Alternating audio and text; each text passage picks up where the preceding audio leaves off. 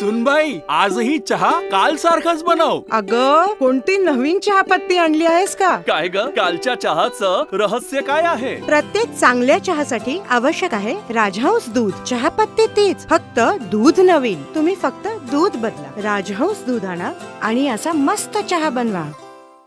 सभापती महोदया, राज्यातील अनेक पत्रकारांच्या अनेक मागण्या या शासनाकडे प्रलंबित आहेत.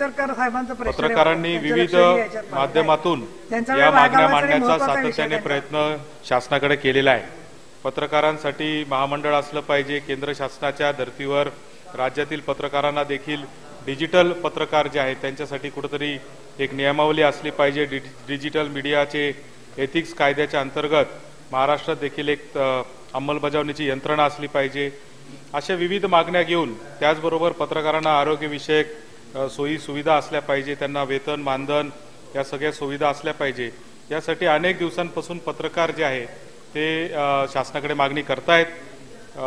आजही आपल्या यशवंत स्टेडियम येथे व्हॉइस ऑफ मीडिया या राज्यस्तरीय पत्रकार संघटनेचं उपोषण सुरू आहे. त्याचबरोबर संपादक व पत्रकार सेवा संघ महाराष्ट्र मुंबई, महाराष्ट्र मराठी पत्रकार संघ, श्रमिक पत्रकार संघ अशा अनेक संघटनांनी शासनाकडे वेळोवेळी मागणी केली आहे. तरी आपल्या या औचित्याच्या मुद्द्याच्या माध्यमातून सभापती महोदया, मी आपल्या माध्यमातून शासनाला विनंती करतो की सगळ्या संघटनांच्या पत्रकार संघटनांच्या एक एक प्रतिनिधींना घेऊन शासनाने एक संयुक्त बैठक तातडीने बोलवावी आणि पत्रकारांचे जे प्रश्न आहेत ते मार्गी लावण्यासाठी तात्काळ कार्यवाही करावी अशी विनंती आहे.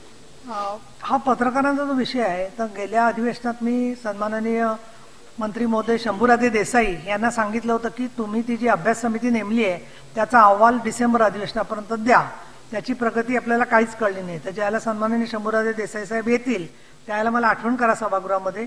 त्या कमिटीचा अहवालाचं काय झालंय त्याचं आपण त्यांना निवेदन करून तो अहवालाचे सारांश आणि मुद्दे सभागृहासमोर मांडायला सांगू. अधिक सत्यजित तांबे यांनी जी सूचना केलेली आहे, पत्रकारांच्या विविध संघटना महाराष्ट्रात आहेत आणि त्यांचे विविध प्रश्न आहेत. दुसरं, तिथल्या नागपूरच्या श्रमिक पत्रकार संघाने मला जेव्हा बोलावलं होतं तिथेही हा मुद्दा आला होता की डिजिटल मीडियाचं कशा पद्धतीने आपण त्याची नोंद करणार म्हणून. तर ते डिजिटल मीडियाची नोंद करण्याच्या संदर्भात मला असं वाटतं की माहिती संचालनालय आणि या प्रातिनिधिक स्वरूपातल्या पत्रकारांच्या संघटना, कमीत कमी 10 संघटना धरू आपण, मुंबई, पुणे, नागपूर वगैरे वेगवेगळ्या ठिकाणच्या आणि महाराष्ट्रव्यापी ज्या संघटना आहेत त्यांच्याबरोबर आपण त्यांच्या सूचना मागू की डिजिटल जे आहेत संकेतस्थळ त्यांच्या कशा पद्धतीने आपण नोंदणी करायची आणि त्याच्यावरती काय पद्धतीने आपल्याला पुढे कार्यवाही करता येईल. आणि दुसरे जे अन्य मागण्या आहेत त्याच्या संदर्भात माननीय चंद्रकांतदादा पाटील सभागृहात आहेत. तर मुख्यमंत्र्यांच्याकडे हा सगळा विषय आहे. तर त्याच्यावर एखादी बैठक लवकर घेऊन जानेवारी महिन्यामध्ये अर्थसंकल्पात योग्य ती तरतूद करण्यासाठी आपण लक्ष घालावं अशी माझी विनंती आहे. इंजिनिअरिंग करताय ना, मग IT कंपनीच्या जॉबची चिंता कशाला? संगमनेर आणि नाशिकमध्ये प्रसिद्ध असलेले अमोल सरांचे टेक्नो ऑर्बिट इन्स्टिट्यूट आहे ना.